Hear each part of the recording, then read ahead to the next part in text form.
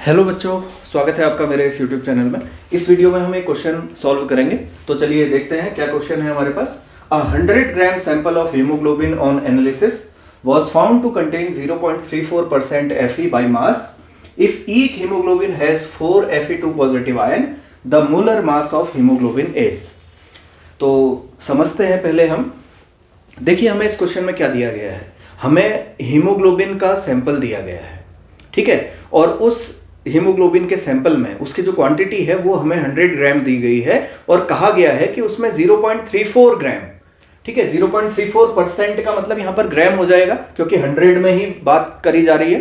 तो 0.34 ग्राम हमारे पास Fe पाया जाता है 100 ग्राम हीमोग्लोबिन के सैंपल में, ठीक है। तो इस बात को हम यहां पर लिखते हुए समझते हैं। तो अगर मेरे पास 0.34 ग्राम Fe होगा, 0.34 ग्राम Fe होगा, तो कितने ग्राम मेरे पास हीमोग्लोबिन का सैंपल होगा?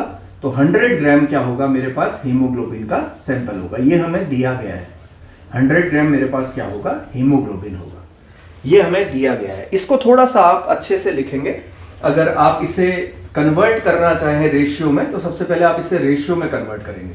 0.34 ग्राम Fe, ठीक है, तो 0.34 जो पोर्शन है ये बता रहा है मेरा Fe को।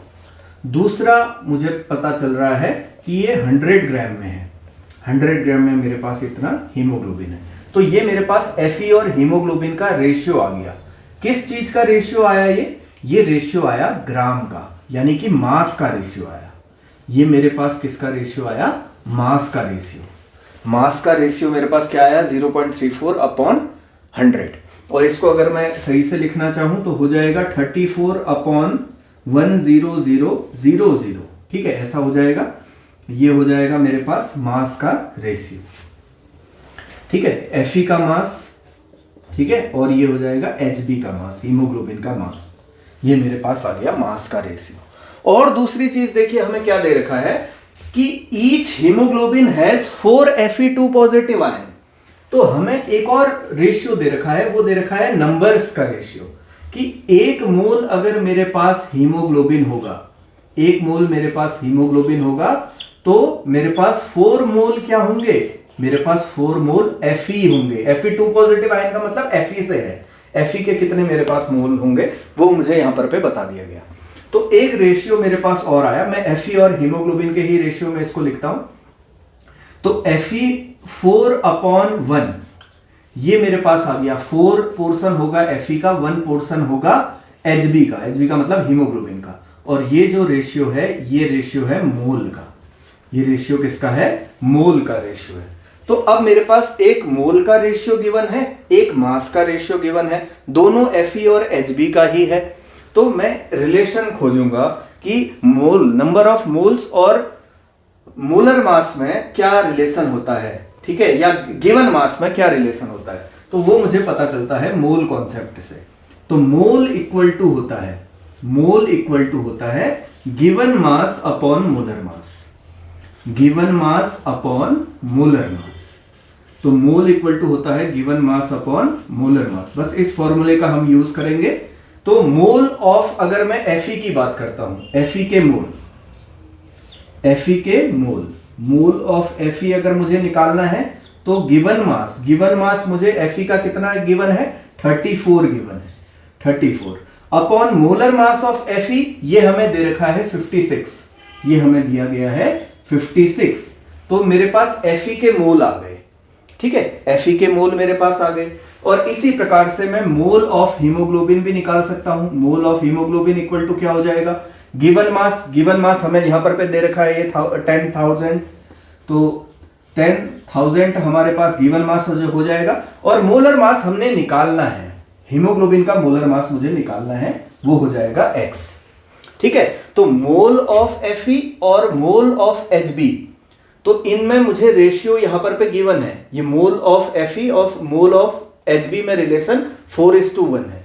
तो यानी कि इन दोनों में अगर मैं रेशियो इसका निकालूंगा, यानी कि मैं अगर इन दोनों को डिवाइड कर दूंगा तो इन दोनों को डिवाइड करके जो मेरे पास आएगा, देखिए मैं यहां पर तो लिखता हूं mole of Fe upon mole of Hb। इसमें जो रेशियो है तो Fe के मोल कितना है हमारे पास 4 है और मोल ऑफ Hb कितना है 1 है, तो ये हमारे पास 1 है। और मोल ऑफ Fe की जगह हम लिख सकते हैं 34/56, लिख सकते हैं कि नहीं? हम लिख सकते हैं 34/56, ये हमने लिख दिया Fe की जगह। Divide by mole of Hb की जगह लिख सकते हैं हम 10,000, ठीक है, डिवाइड बाय x ऊपर चला जाएगा, इक्वल टू हो जाएगा हमारे पास 4/1। ठीक है, तो हमने x की वैल्यू यहां से निकालनी है, तो x की वैल्यू हम कैसे निकालेंगे? x इक्वल टू हमारे पास हो जाएगा 56 मल्टीप्लाइड बाई 10,000, ठीक है, 56 multiplied by 10,000 multiplied by 4 upon 34, ठीक है। तो हमने इसको कैलकुलेट करना पड़ेगा, यही हमारा आंसर हो जाएगा, क्योंकि x हमारा क्या है? x है हमारा मोलर मास ऑफ हीमोग्लोबिन जो हमने निकालना था, तो यही हमने निकालना है। तो इसको कैलकुलेट कर लेते हैं। तो 2 से कैंसिल करेंगे तो ये 17 टाइम्स कैंसिल होगा और ये 2 2 जा 4 हो जाएगा, ठीक है। और हम इसको कर सकते हैं, देखिए 56 इंटू 2 यानी कि हो जाएगा 112, ठीक है, 112 और इंटू 10 टू दी पावर 4 है हमारे पास, 10 टू दी पावर 4 में इसको लिख सकता हूं।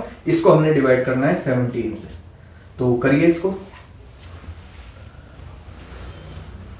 6 टाइम कैंसिल होगा ये, ठीक है, 102 आएगा हमारे पास, 2 से 2 0 हो गया 1, ठीक है। फिर हमें पॉइंट लगाने की जरूरत पड़ेगी और हम यहां पर 0 करेंगे तो 6.5 समथिंग के आसपास आएगा।